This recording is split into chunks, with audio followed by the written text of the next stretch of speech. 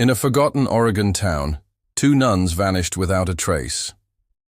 30 years later, a single cassette buried behind a confessional wall reopened a case the church tried to silence. What they found beneath the orchard would unravel decades of secrets, shame and silence. And what one woman chose to do next changed everything. A story of faith, betrayal, and the voices that refused to stay buried. Subscribe and watch the full story now.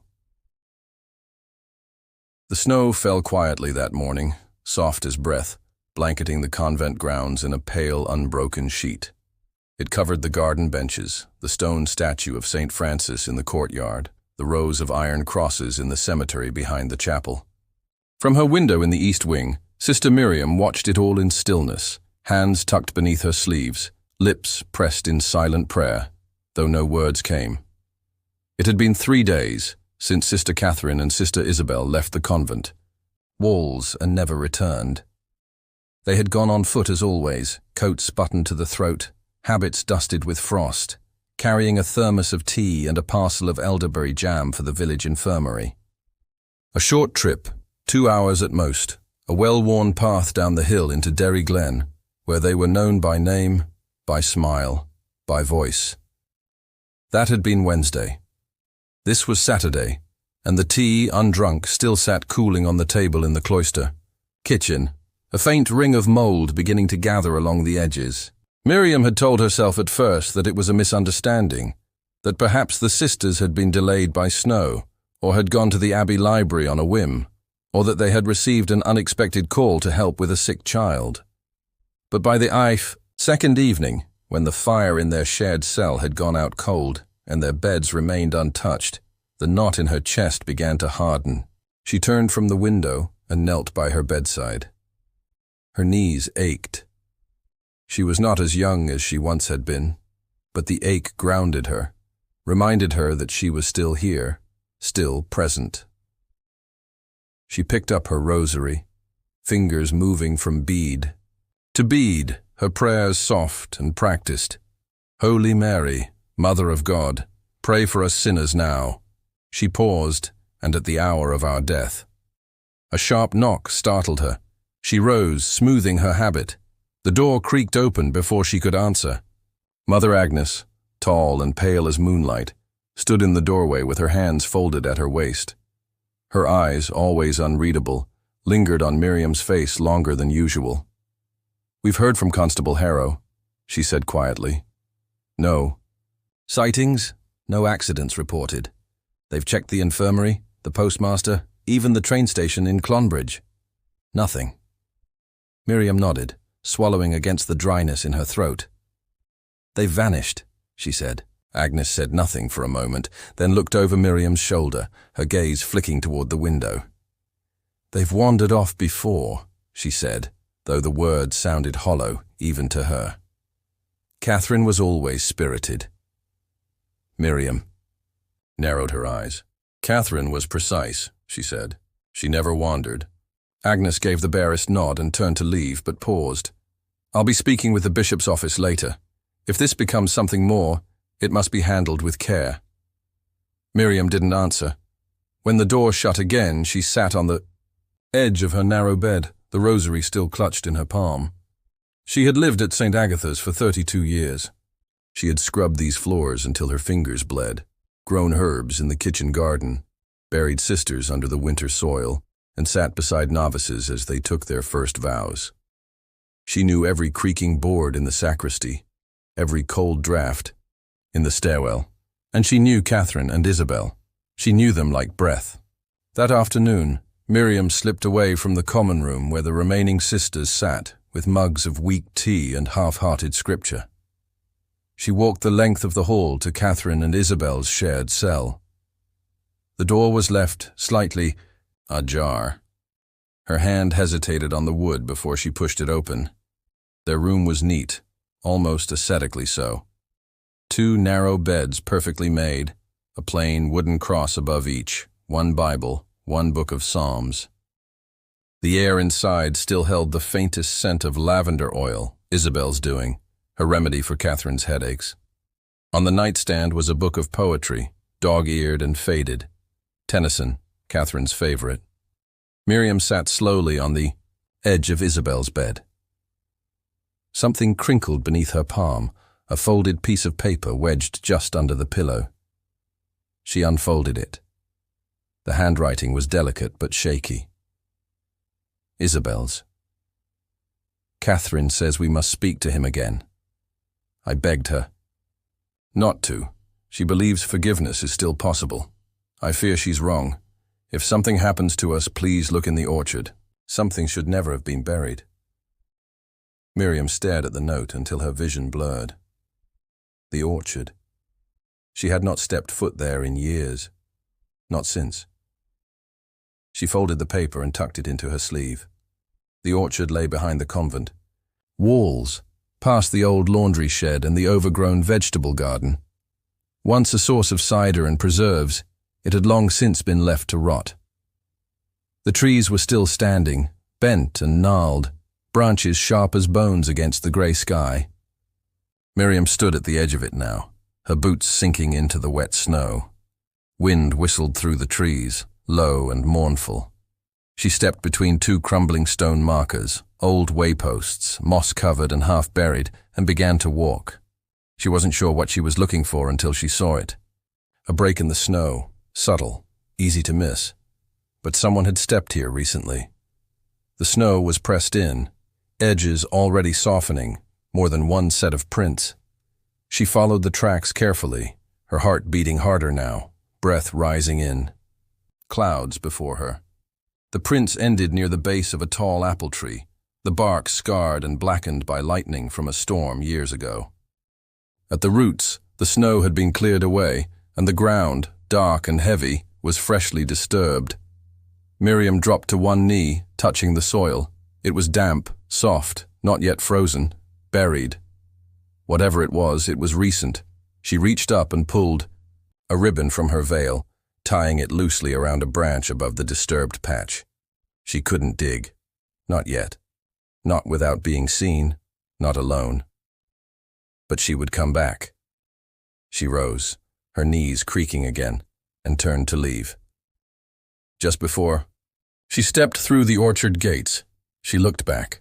The trees swayed gently in the wind, and for the briefest second, she thought she heard her name whispered through the branches. Sister Miriam awoke in darkness.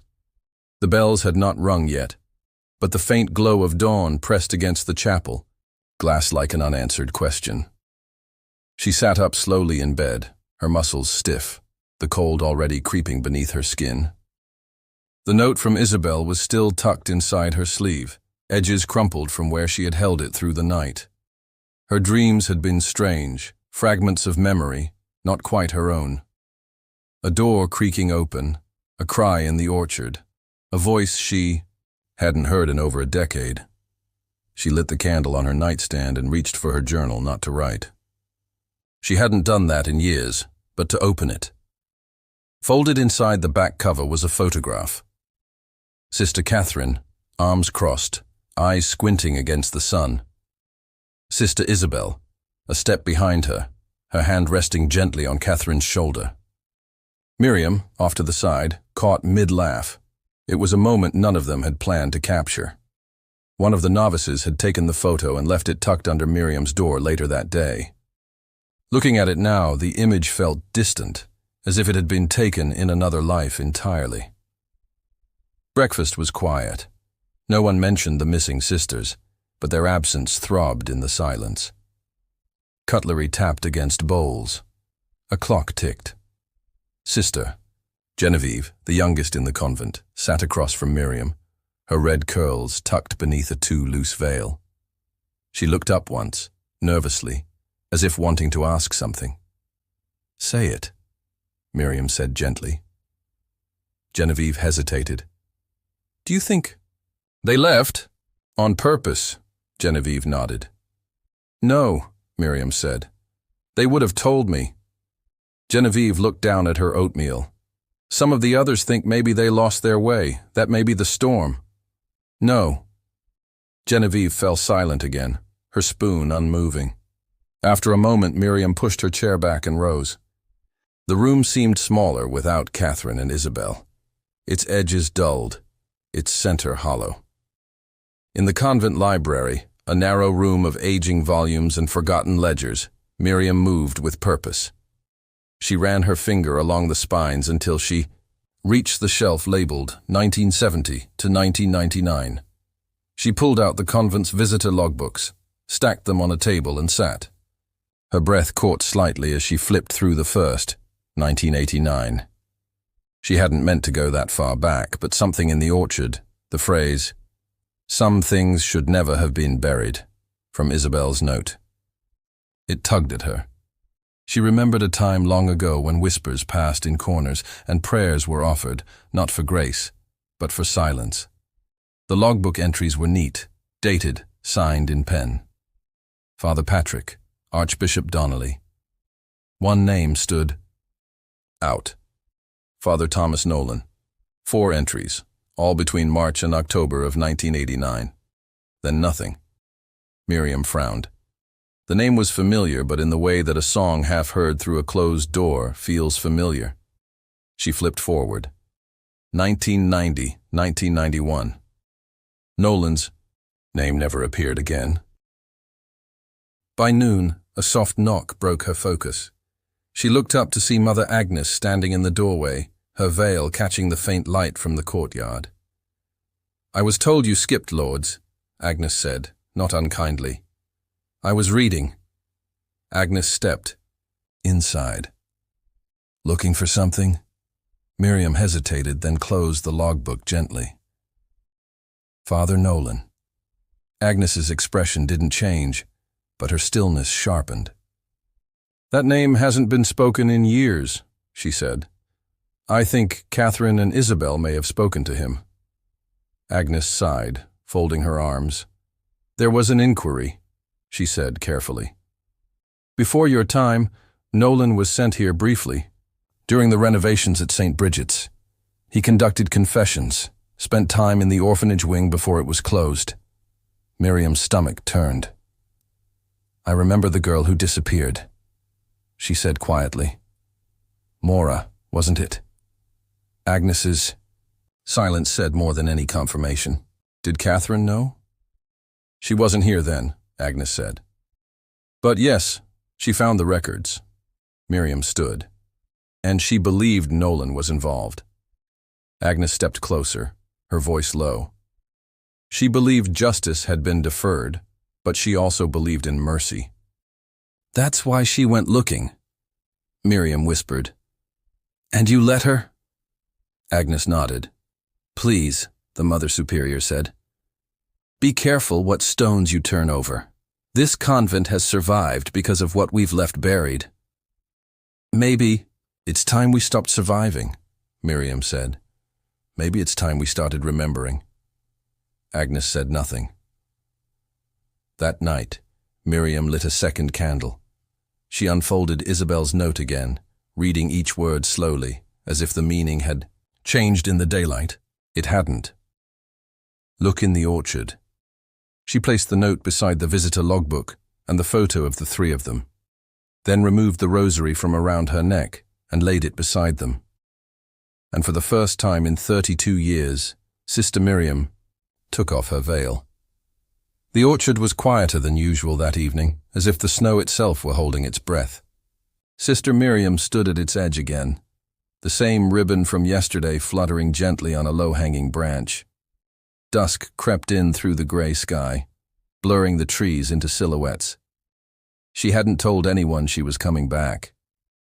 She hadn't even looked in the direction of the chapel before slipping out through the narrow gate behind the tool shed. She carried a small spade borrowed from the greenhouse, wrapped in a rag to muffle the sound. The soft crunch of her boots breaking through, the icy top layer of snow made her flinch each time as though she might be heard. But the convent was settling for the night.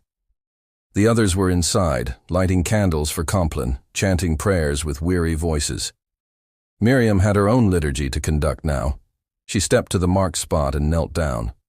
The soil, recently turned, was darker than the ground around it. The ribbon fluttered above her head like a fragile warning.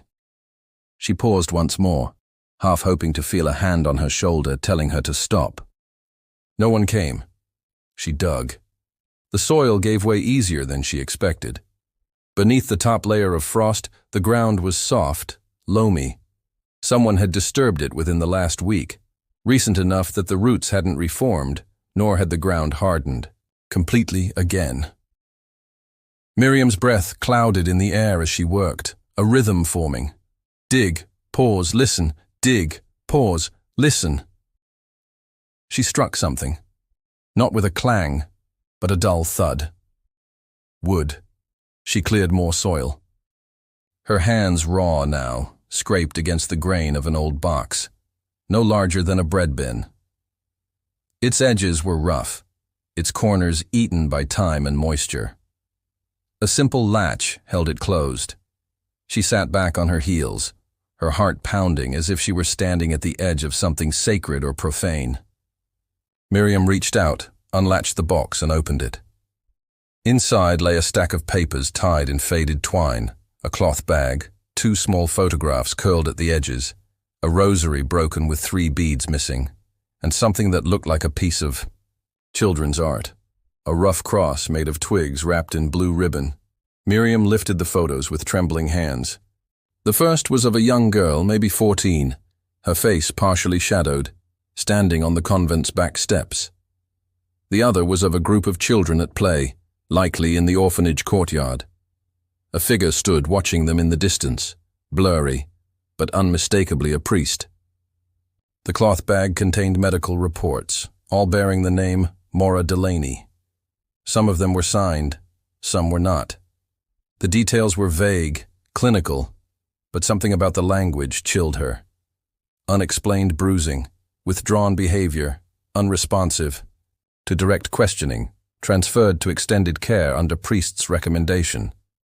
Miriam felt the cold in her bones now, not from the snow, but from the knowing. She untied the twine around the stack of letters. A page near the top bore a familiar signature. Catherine, if you're reading this, we've either failed or disappeared. Maura was real. What happened to her was real. Nolan came back. Isabel, and I confronted him. We thought we were careful. We were wrong. Miriam closed her eyes. Back in her room, the box sat on her desk like an uninvited guest. She had placed everything inside as she'd found it, afraid to be seen, even more afraid to forget.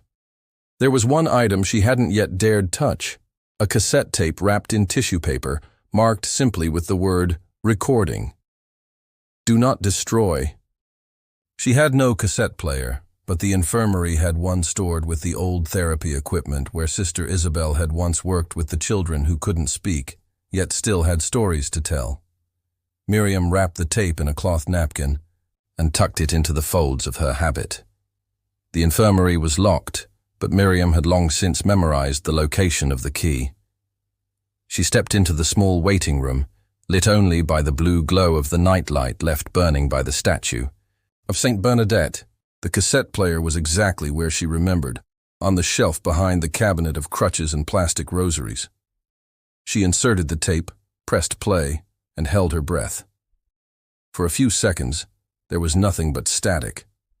Then a voice crackled. Through. Catherine's voice. I don't know how much time we have left. Isabel is frightened. She wants to go to the bishop. But I don't trust that path anymore. Nolan's return was no coincidence. He knew Maura had written to us. He knew we had the reports. He's watching, always watching. A long pause, then quietly. I believe Miriam will find this. I pray she does. Please, if anything happens to us, go to the orchard and then go to the police. Don't let the church bury this again. Miriam stood frozen. The tape continued, but she no longer needed to hear more. Her sisters had left her a map, a truth, and now she knew where to go next. It was Sunday morning, and the air in the chapel was colder than usual. The stone pews of St. Agatha's had always carried the chill of the earth. But today it felt different, sharp, unsettled. The candles on the altar flickered strangely, though there was no wind. Sister Miriam sat near the back, rosary wrapped tightly around her knuckles, eyes fixed not on the crucifix, but on the door. She wasn't expecting anyone, but she felt it. Something was coming. And then, as if summoned by thought alone, the wooden doors creaked open. A man stepped in. He moved quietly down the center aisle, eyes sweeping over the pews, face shadowed beneath the brim of a dark wool hat. His coat was thick, clerical, but worn. When he reached the third row, he removed his hat slowly, revealing salt and pepper hair, deep-set eyes, and a face Miriam hadn't seen in more than 30 years. Father Thomas Nolan. She stood before she even realized it. "Nolan," she said, louder than she meant to. The other sisters turned in unison. He looked at her with something that might have passed for surprise or calculation. "Sister Miriam," he said softly, "you remember me?" "How could I not?" He smiled, that priestly tilt of the mouth that tried to pretend at humility, but never quite reached the eyes.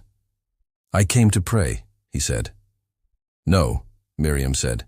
"You came for something else." They sat in the cloister garden, what remained of it beneath the melting snow. Sister Miriam kept her hands folded tightly in her lap. Father Nolan sat across from her, hands resting on his knees as still as stone. "I heard about the missing sisters," he began. "Did you?" Miriam asked. "From where?"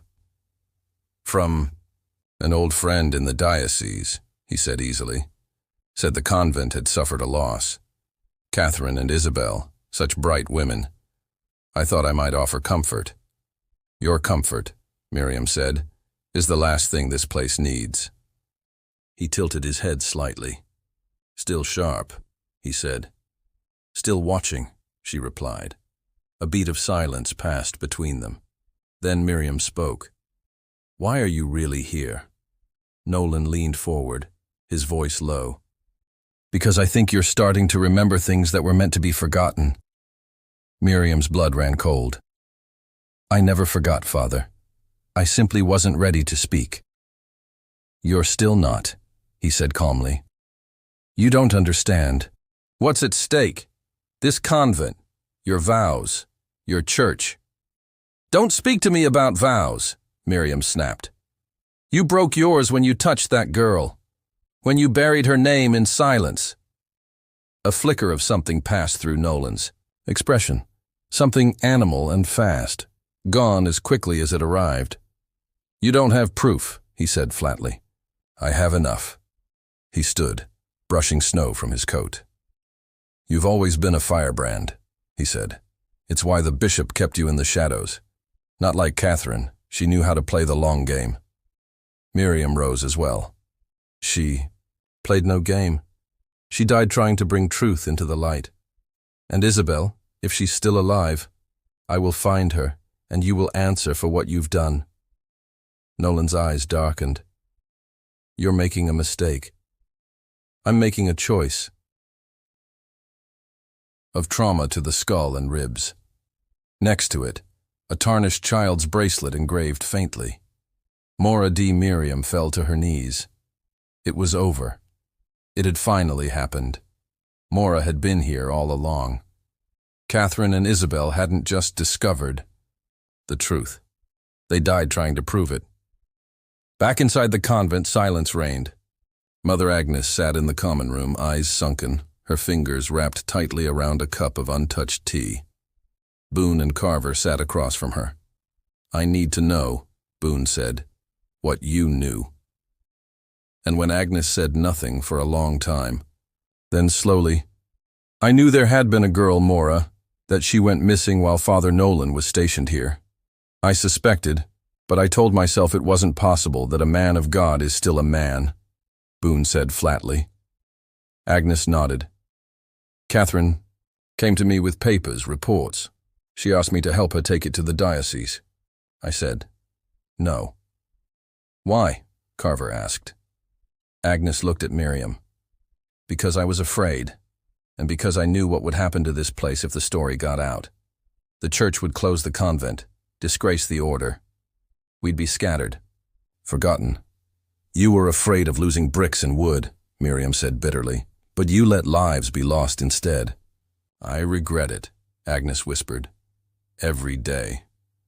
Boone spoke softly. You're going to need to give a full statement. This is now a triple homicide investigation.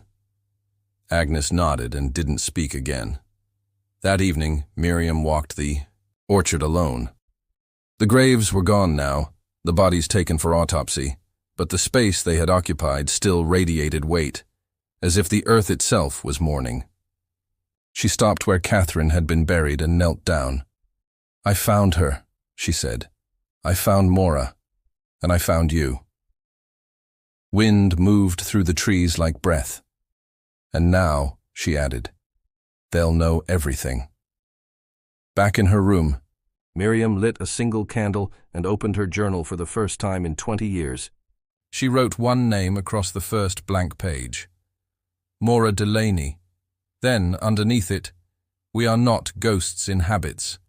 We are the memory the church tried to silence, and we will not go quietly. The headquarters of the Diocese of West Oregon loomed, like a gray fortress against the drizzle. Detective Carver parked across the street. Sister Miriam sat beside him, hands folded in her lap, rosary silent between her fingers. You don't have to go in, Carver said, watching the entrance. I do, she answered. He nodded. Boone's already inside. We go in together in 5. She nodded once and turned her eyes back to the building. Stone, stained glass, cold like the church itself, she thought. Inside, the waiting room was immaculate, polished floors, wooden crucifixes. The receptionist, polite but guarded, led them down a long corridor to conference room B. There, already seated at the table, was Bishop Alan Thorne, tall, impeccably dressed, his collar white as a confession sheet, his eyes unreadable. Detectives, he said with a faint smile. And Sister Miriam, it's been decades. Yes, she replied, her tone sharp. Decades during which 3 women were murdered, one of them a child. The bishop's smile faded. I've been told you've reopened an old investigation. We've opened a new one, Boone said flatly, setting down a folder. Because this time we have evidence. Carver placed the photos gently on the table. Images of the box, the cassette tapes, the orchard graves. The bishop glanced at them, then steepled his fingers. I had no knowledge of these items, he said evenly. But you had knowledge of Nolan, Miriam said. You reassigned him. After the first complaint, then again after Mora disappeared, and again after Catherine and Isabel went missing. The bishop's expression didn't change. There were rumors, he said slowly, but no confirmed reports, no convictions. You didn't look for convictions, Carver said. You buried the truth. Thorne's voice hardened. We protected the church. You protected a predator, Miriam snapped. Silence. Then softly Boone asked, Where is he now? Thorne hesitated. He was removed from parish work. 10 years ago. He lives at a retreat center in Montana, under supervision. Send us the address, Carver said. We'll take it from there. You'll need a warrant, the bishop replied. You're not the law anymore, Boone said coldly, and neither is your church. Outside, the rain had picked up. Miriam stood on the cathedral steps, staring into the overcast sky. I used to think he was untouchable, she said. That they all were. They're not, Carver replied.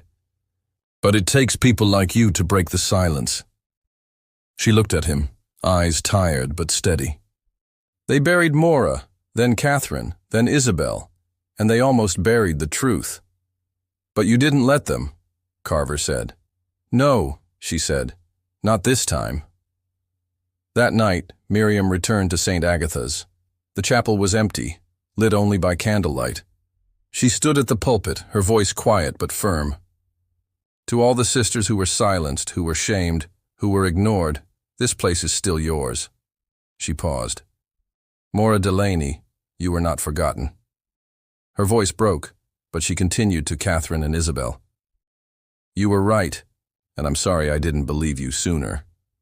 A few hours later, Boone called. They had secured a warrant. They were flying to Montana in the morning. "We'll bring him in," Boone said. "This is almost over." "No," Miriam said, softly. "It's just beginning." The retreat center was perched high in the Montana foothills, snow clinging stubbornly to the edges of the gravel path as Detectives Boone and Carver stepped out of their rental car. The air was thinner up here, quieter, colder. Pines framed the sky like needles around a wound. The building itself was modest. 2 stories, old stone, once a monastery, now a hiding place. Boone glanced at the paper in her hand. "This is it." "Let's knock," Carver said. They didn't knock. Father Thomas Nolan answered the door himself. He looked older than Miriam remembered. His shoulders hunched, his eyes sunken, but the mouth was the same, firm, pious, polished. He didn't flinch when he saw their badges. "I expected this day might come," he said. "Eventually." Boone kept her tone flat. "Father Nolan, we're reopening a triple homicide investigation in Mornington, Oregon. We have a warrant to search your residence and detain you for questioning." Nolan stepped aside, hands raised. "No need for dramatics," he said. "There's tea in the kitchen. I assume you'll want to talk." The inside of the retreat was sparse. A small fire burned in the hearth. Books lined the walls. Some religious, some psychological, some locked away in a cabinet labeled private. Boone opened it with her warrant. Inside, journals, old, cracked, handwritten, dates going back 3 decades. Nolan sat at the table, hands folded, still wearing his collar. "You want to talk about Maura Delaney?" he said. "And Sisters Catherine and Isabel," Carver added. "And what you buried in that orchard?" Boone finished. For a moment, Nolan was quiet. Then he spoke. "They were idealists," he said. "Women who thought justice was their burden to carry. They didn't understand the price of mercy." "Mercy," Boone said. "You call what you did merciful?" Nolan tilted his head. "I loved Maura in a way she never understood. She pulled something out of me." "You abducted her," Carver snapped. "I protected her," Nolan replied. "From herself, from the world, from what she could become if someone didn't guide her." Boone leaned forward. "You locked her in a cellar. You left bruises on her body. You told her silence was holy." "I saved her," Nolan said. "You killed her." Nolan's mouth twitched. "I never meant to." Boone's voice grew sharp. "But you did. And when Catherine and Isabel confronted you, what then?" He said nothing. Boone opened one of the journals. Dated June 1991. She came to me again. Catherine. Her eyes were full of judgment. They never understood Maura, her purity, her weakness. The orchard is still quiet, but it remembers. Another entry. Isabel screamed. Not at me, but at the truth. I told her what Maura said, that she loved me, that she understood the pain. But Isabel said I was twisted. She ran. I couldn't let her. Carver stood. "That's a confession."